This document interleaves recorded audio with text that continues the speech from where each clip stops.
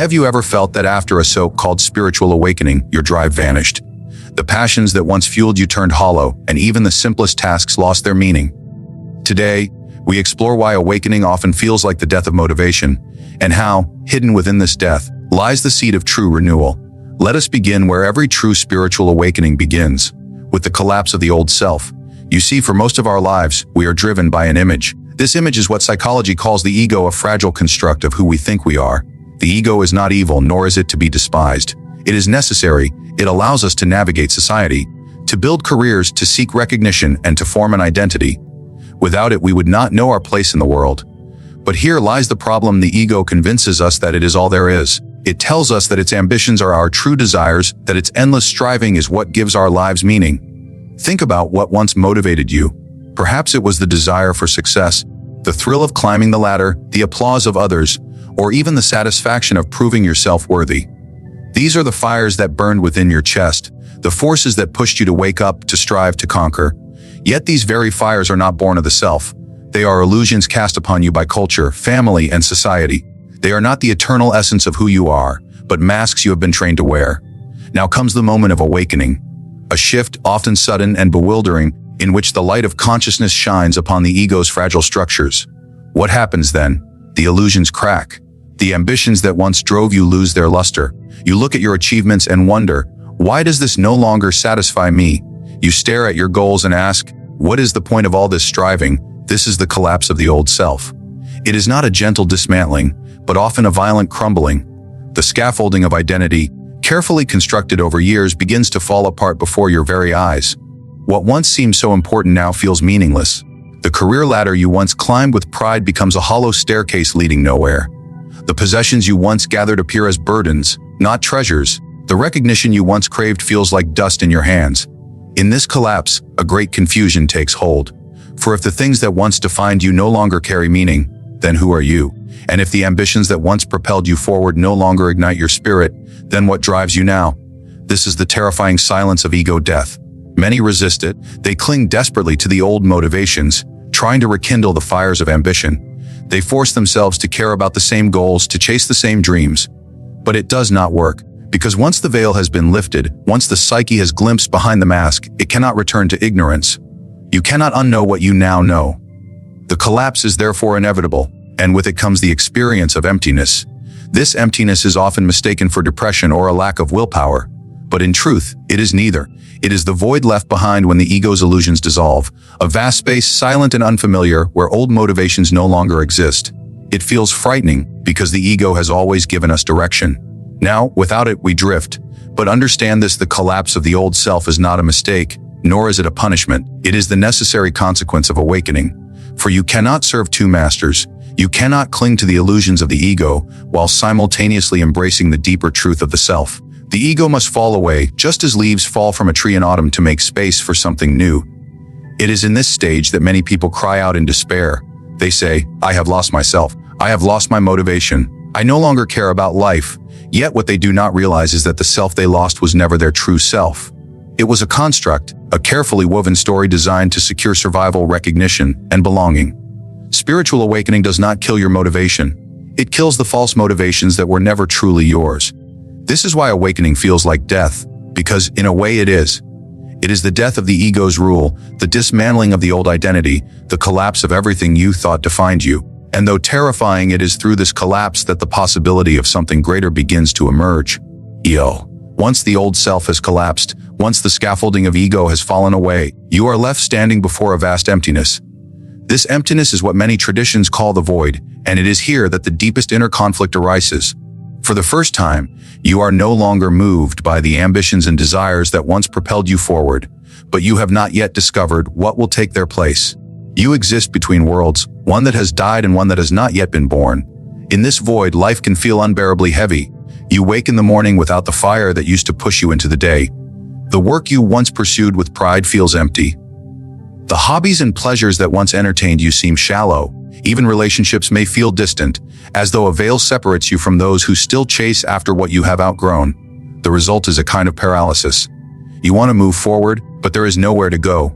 You want to care, but the heart remains silent. This is not laziness. It is not weakness. It is the soul withdrawing from false attachments. The energy that once flowed outward into the games of the ego is now pulled inward, into the depths of your being. The psyche is reorganizing itself, but while this hidden transformation unfolds, the conscious mind experiences it as nothingness, as loss. And in that loss, an inner conflict is born. On one side stands the old ego, wounded and afraid, whispering that you must return to the life you once knew. It tells you that you should be motivated by achievement, recognition, status, and security. It reminds you of your past, urging you to rebuild what has collapsed. On the other side stands the emerging self, quiet yet firm, refusing to let you fall back into illusion.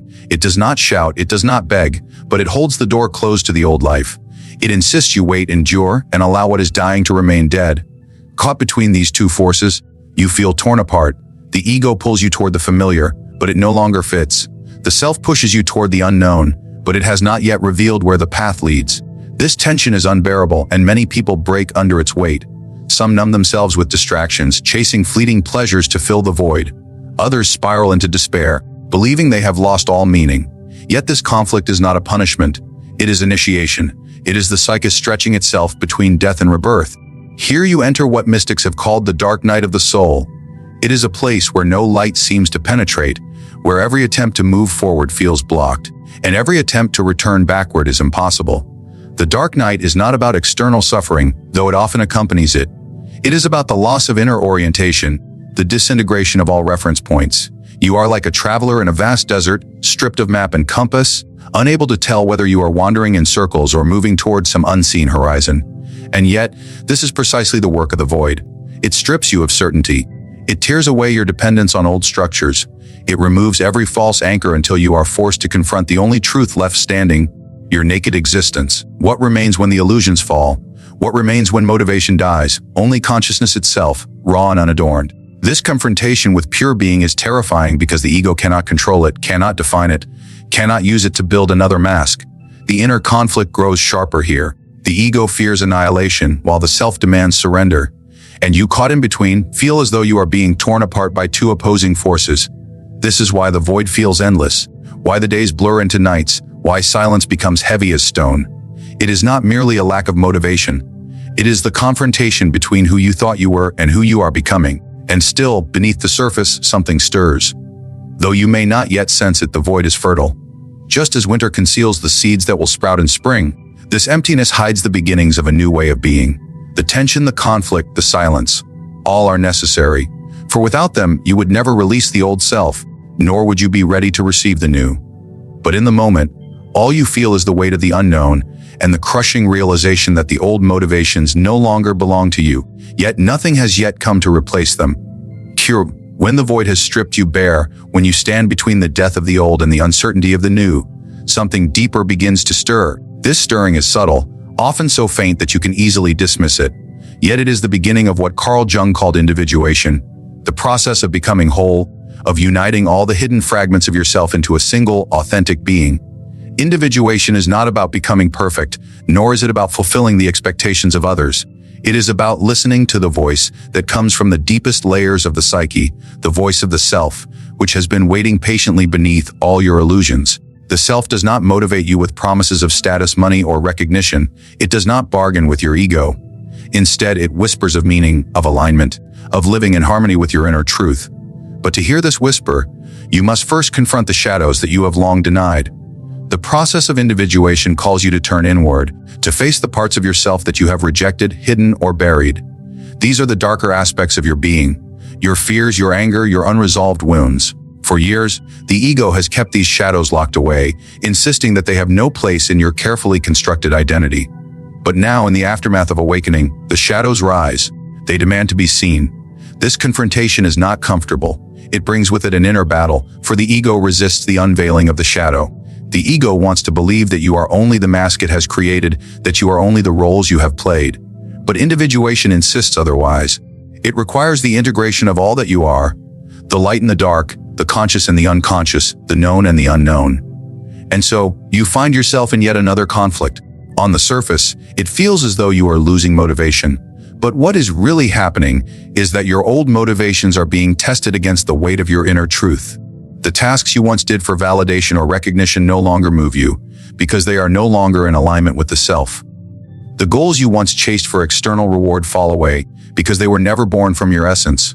What remains is the call to authenticity, the demand to discover what actions, what creations, what relationships emerge from the deepest layers of your being. The path of individuation is not a straight line. It is a spiral, pulling you deeper and deeper into yourself. At times, you feel you are making progress, glimpsing fragments of your true nature. At other times, you feel you are falling backward, consumed by doubt or swallowed by shadow. But each descent is necessary, for it uncovers another piece of your wholeness. This is why awakening destroys motivation as you once knew it, because the ego's motivations are shallow compared to the self's. The ego says, do this to be admired. Do this to feel superior. Do this to avoid rejection. But the self asks a different question: what action expresses the truth of who you are? The two cannot coexist. The false fire must be extinguished before the true fire can ignite. In this way, individuation is less about striving and more about uncovering. It is the peeling away of layers, the shedding of masks, the unveiling of archetypes that dwell in the unconscious. At times, you may encounter the wise old man, the inner guide who offers you fragments of wisdom. At other times, you may wrestle with the trickster who exposes your self-deception. Still deeper, you may face the anima or animus, the inner opposite that balances your psyche. Each archetype, each shadow, each symbol is a piece of your greater self calling you to wholeness. This is not motivation in the sense the world teaches. It does not come from ambition or fear. It does not push you toward external validation. Instead, it is a calling from within, a gravity that pulls you toward what you were always meant to become. And though this call may feel faint at first, it grows stronger the more you listen. It shapes your choices, not with pressure, but with a sense of inevitability, as though you are finally aligning with the current of your own existence. Individuation is not easy, it is not quick. It demands patience, honesty, and courage. It demands that you endure the emptiness of the void, that you wrestle with the shadows, that you surrender the illusions of the ego. But within this struggle lies the seed of transformation, the quiet unfolding of a motivation that is no longer borrowed from the world, but born from the depths of your own soul. 2. After the collapse of the old self, after the silence of the void, after the painful yet necessary call to individuation, comes a stage that few recognize but all long for: renewal. This renewal is not a sudden lightning bolt of clarity, nor is it the triumphant return of the old motivation you once had. It is quieter, deeper, and more enduring. It is born from integration, the weaving together of all the fragments of your being into a more complete and authentic whole. Integration is not about rejecting the ego or discarding the world. Many people fall into the trap of believing that awakening means abandoning society, abandoning desire, abandoning the human experience altogether. But integration is the opposite. It is not escape, but return. It is the return to life, not as the mask of the ego, but as the expression of the self. The shadows you once resisted, the wounds you once denied, the archetypes you once ignored, all are now invited into wholeness. You begin to see that the very pieces you thought unworthy, the very fragments you tried to cast aside, are essential parts of your truth. This acceptance transforms you. You no longer waste energy pretending to be someone you are not. You no longer drain yourself chasing illusions that never truly mattered. Instead, your life energy begins to flow in alignment with who you really are. And from this alignment, motivation is reborn, not as a frantic striving, but as a natural unfolding. You begin to act, not because you are forced by fear or driven by ambition, but because your actions express your essence. Think of it like this: before awakening, you moved because you were pushed from behind by insecurity, by hunger, by the need to prove yourself. Now, after integration, you move because you are pulled forward by meaning, by truth, by the call of the self. This new motivation feels different. It does not burn you out because it is not at war with your nature. It nourishes you because it flows in harmony with your inner reality. At this stage, even the simplest actions can carry profound significance. A conversation with a loved one is no longer just small talk. It becomes an expression of authenticity. Your work, even if unchanged on the surface, takes on new depth because it is infused with awareness. Creativity emerges not to impress others, but to give shape to what lives inside you. Service to others arises naturally, not as a mask of virtue, but as the overflow of a heart that is whole. This is why renewal feels so different from the false motivation of the ego. The ego demanded constant fuel, constant striving, constant external validation. It left you exhausted, restless, and always hungry for more. But the motivation born of integration is steady. It does not shout, it does not panic. It flows quietly like a river, carrying you forward without struggle. And yet, integration does not mean perfection. The shadows do not disappear forever. The ego does not vanish.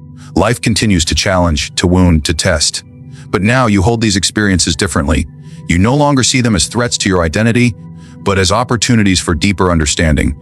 You no longer fear the return of doubt, or sadness, or conflict, because you know they too belong to the tapestry of the self. Renewal is not about transcending humanity. It is about embracing it fully with awareness. Through this process, motivation is redefined. You no longer ask, "What should I do to succeed?" Instead, you ask, "What am I called to express?" You no longer chase after goals for the sake of appearances. Instead, you align your actions with the rhythm of your own inner life.